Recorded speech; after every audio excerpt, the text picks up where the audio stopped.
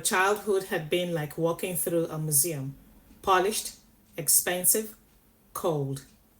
Everything around her gleamed: the polished marble floors, the antique chandeliers that never swung out of rhythm, the ornate furniture handpicked by an interior designer whose taste was only rivaled by her father's wealth.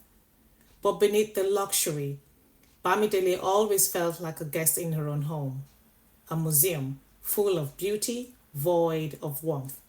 She learned early how to tiptoe through silence, how not to touch anything, how to smile politely at the staff but never really speak.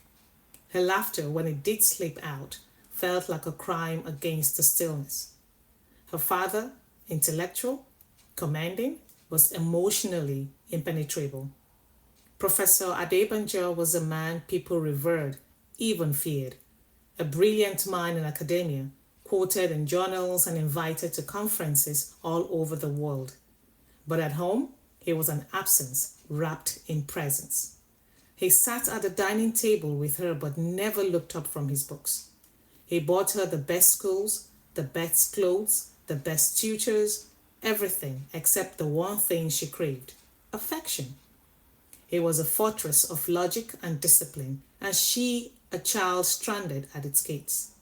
No bedtime stories, no goodnight kisses, just a quiet nod from behind a newspaper.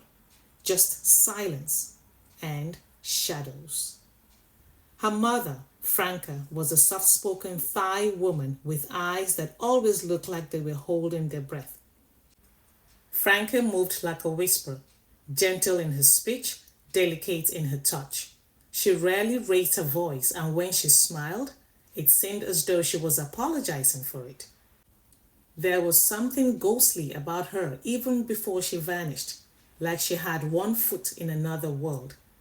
Bamidele remembered her mother's perfume, a mix of jasmine and something she couldn't name, more vividly than her voice. Franca's love was tender but fleeting, like sunlight through lace curtains.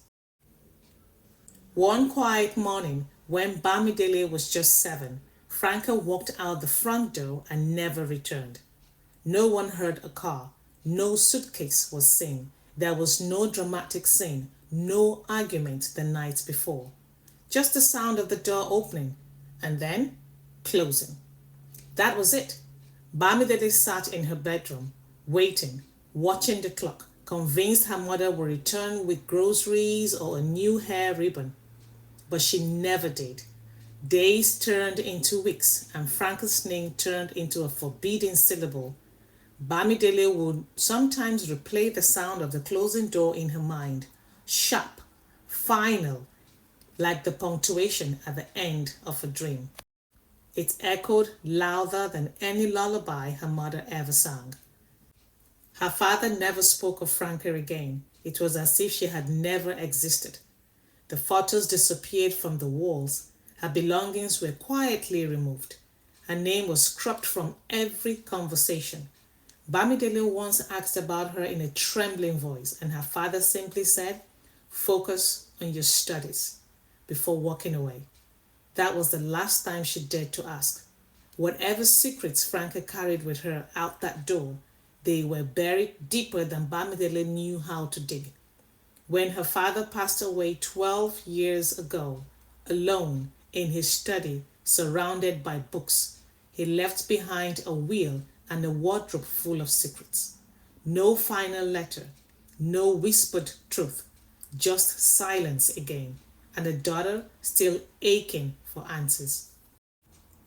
After the quiet burial of her father, Bamidele stood alone in the vast, echoing halls of the mansion that had once been her childhood home, a place filled with opulence but devoid of warmth. The marble floors, crystal chandeliers, and antique furniture all seemed to mock the emptiness she had carried for decades. There were no memories of bedtime stories, no laughter echoing from its walls, only silence and cold formality. Within weeks, she made the decision to let it go. The mansion was sold to a foreign developer, its grandeur exchanged for closure. With a sigh of relief more than sorrow, Bamidele packed only what she needed and moved into a sleek, modern apartment in the heart of the city. The space was minimalistic, airy, and flooded with natural light, a quiet sanctuary where she could finally breathe. It wasn't just a change of address, it was the first time the house she lived in reflected the life she was beginning to build for herself on her own terms. And so, Bamidele built her walls high and her life taller. But pain is patient. It burrows deep and waits. She became everything she was told to be: brilliant, composed, successful. The kind of woman who smiled without revealing too much, who listened more than she spoke, who dressed perfectly but never ostentatiously. On the outside, she was polished like her childhood home, but inside, memories gnawed at her. Questions without answers became the music of her solitude. She carried the weight of abandonment not like a burden, but like an accessory she had grown used to wearing. One humid afternoon, a FedEx courier handed her an envelope.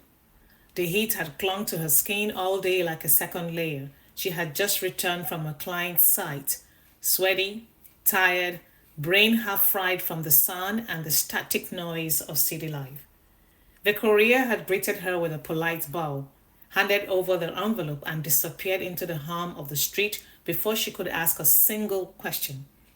She opened it on autopilot, assuming it was an architectural paperwork from a Bangkok partner. She had planned to skim it quickly, set it aside, and return to her iced tea. But the moment her fingers slipped the heavy paper from the envelope, she knew something was different. It wasn't blueprints, it was a letter from Nigeria. Her breath hitched. The header was embossed with a Lurgo Farms logo she didn't recognize.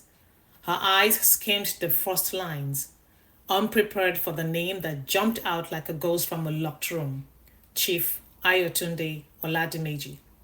Her uncle, her father's only brother, a man she hadn't seen since she was 7, back when they visited Nigeria for a funeral she barely remembered. Chief Ayotunde had passed away. She sat down slowly, heart pounding. The words blurred slightly, the edges of the letter coiling in the humidity. She hadn't heard that name in years.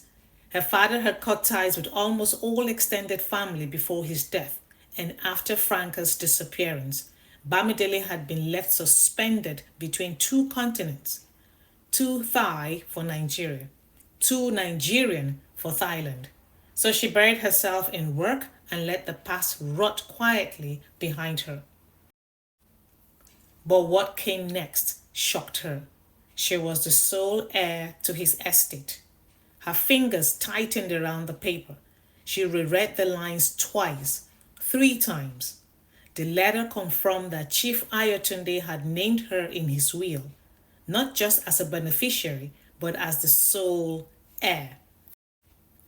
A vast cocoa plantation in Ondo State, a colonial style mansion sprawling across acres of red soil and old family memories, and more, millions of naira in a private account, untouched, waiting.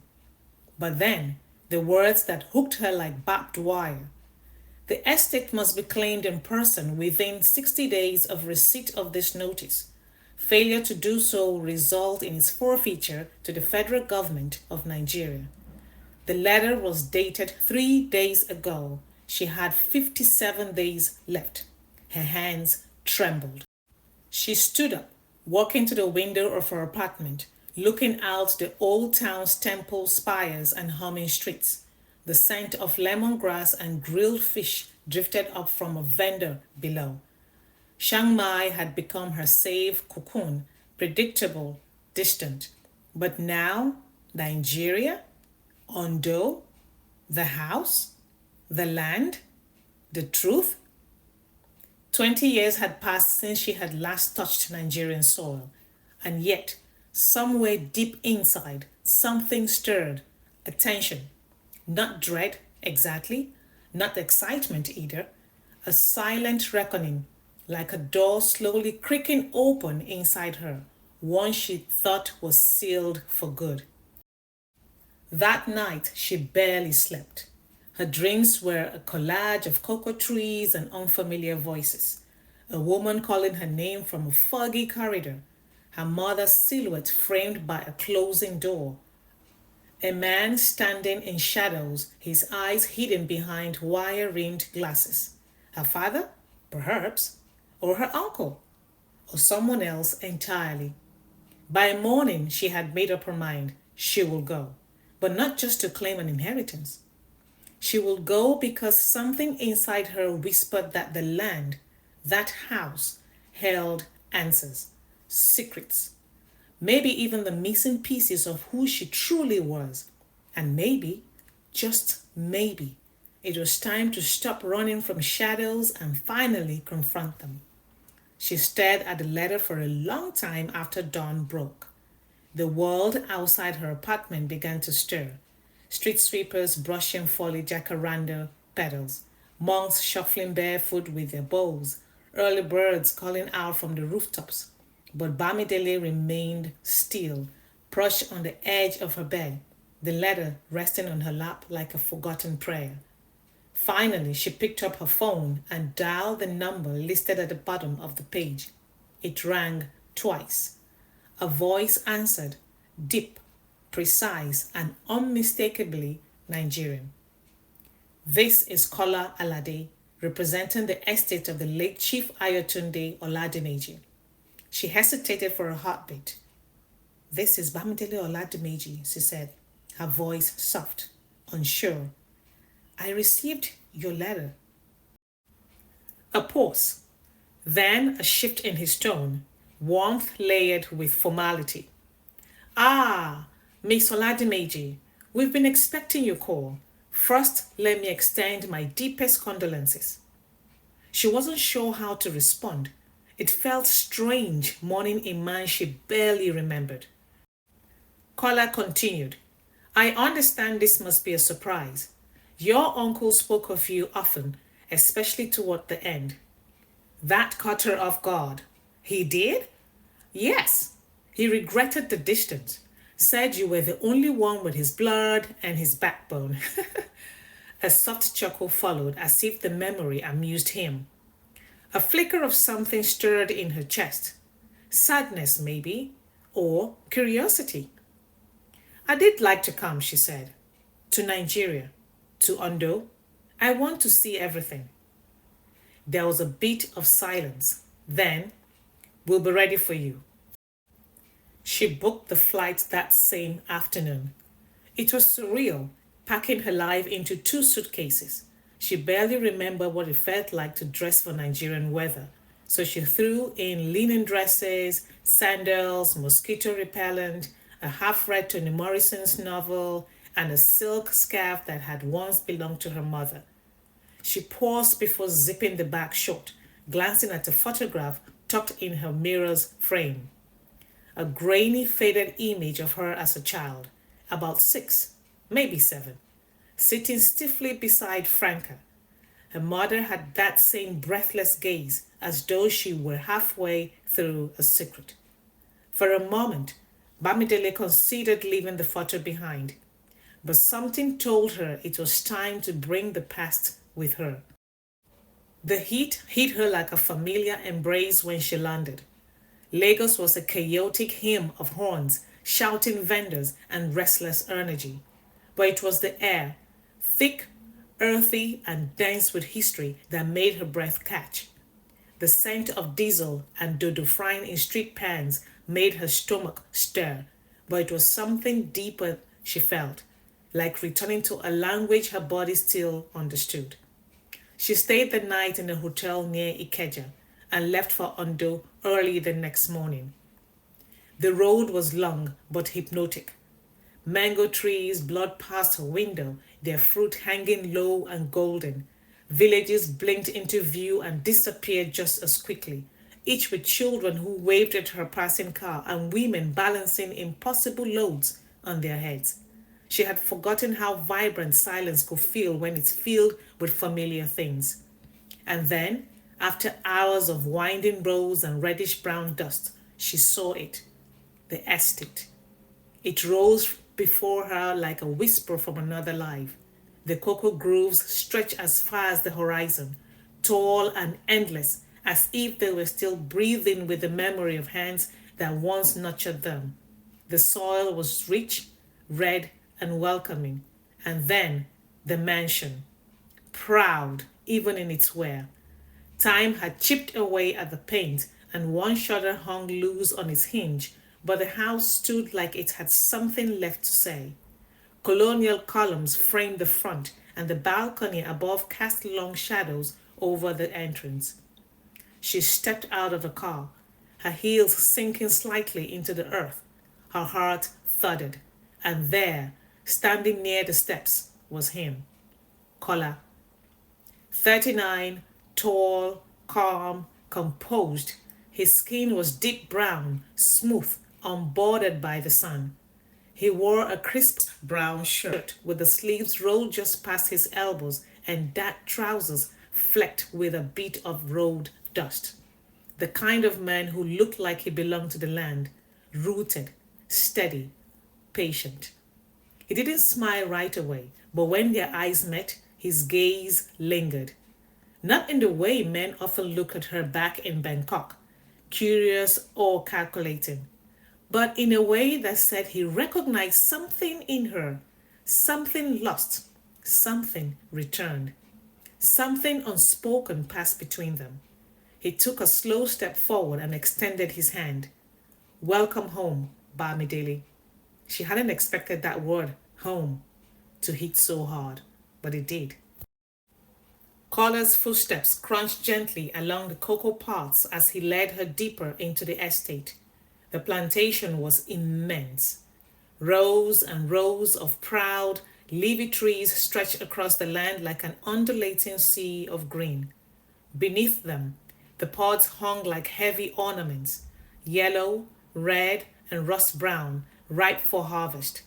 The air was thick with the scent of damp earth and the soft musk of fermenting fruit. Workers moved with graceful precision, men and women with sun-kissed skin and practiced hands. They greeted Kola with nods of familiarity, respect. Their eyes lingered on Bamidele, not with suspicion, but with curiosity. She was a ghost returned, a name once whispered in passing, now walking among them. Kola spoke with reverence. Your uncle loved this place. He poured his soul into it. After his wife died during childbirth, he never looked at another woman the same way.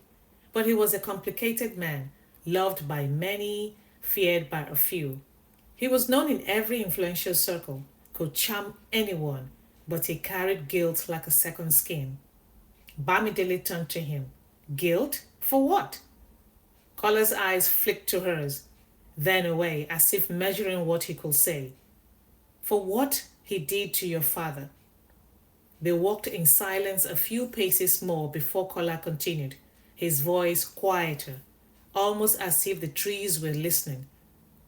There was a time when your father and uncle were inseparable. But love makes enemies of brothers sometimes. Your uncle was brilliant in business, ruthless even. He turned down multi-million naira offers from global beverage giants. They wanted to buy the plantation, rebrand everything, but he said no over and over. Why? Bamidele asked. Because he was waiting for someone with his blood. He didn't want the land to be swallowed by strangers. He wanted roots, legacy, family. Bamidele didn't reply. Her heart was full of questions she didn't yet know how to form. But somewhere, deep in the silence between their footsteps, something in her shifted. That night, the mansion was a cathedral of shadows. The power flickered off at sunset, and an old generator grumbled to life in the backyard. Its hum was constant, like the mansion was breathing. She wandered into the study, a room her uncle had spent most of his evenings, according to Kola. The air smelled of dust and ink and old wood. Books lined the walls. leather-bound, worn, and forgotten. A large mahogany desk stood at the center, heavy and commanding, like a throne of knowledge. Bamidele ran her fingers over its edge and opened one of the drawers. It creaked in protest. Inside, old receipts, cocoa trade records, faded photographs, a fountain pen. Something about the drawer felt unfinished. She tucked it all the way out and tilted it upward. And there, taped to the underside, was a key. Small, silver, slightly rusted. She found the lockbox tucked in the back of the cabinet, behind a stack of ledgers. It was unassuming, brown leather, almost brittle with age.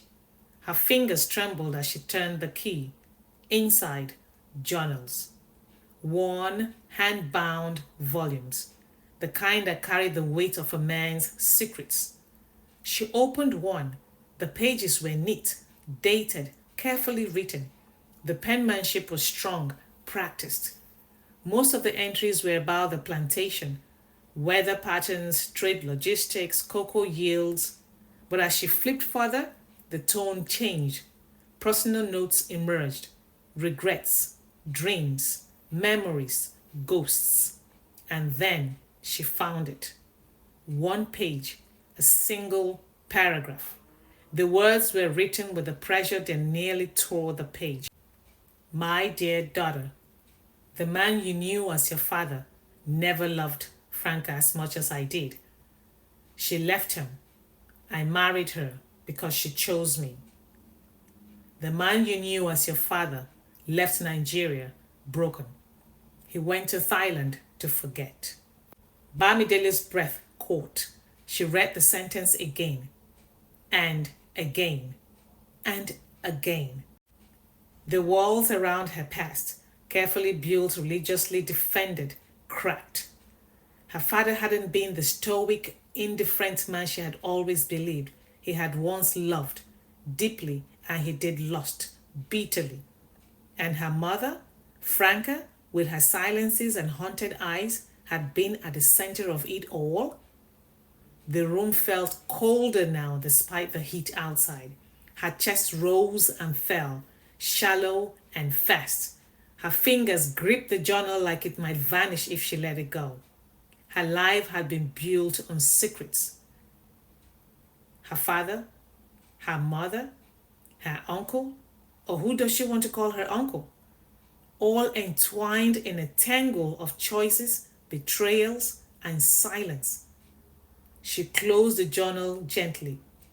Outside, generator coughed and sported.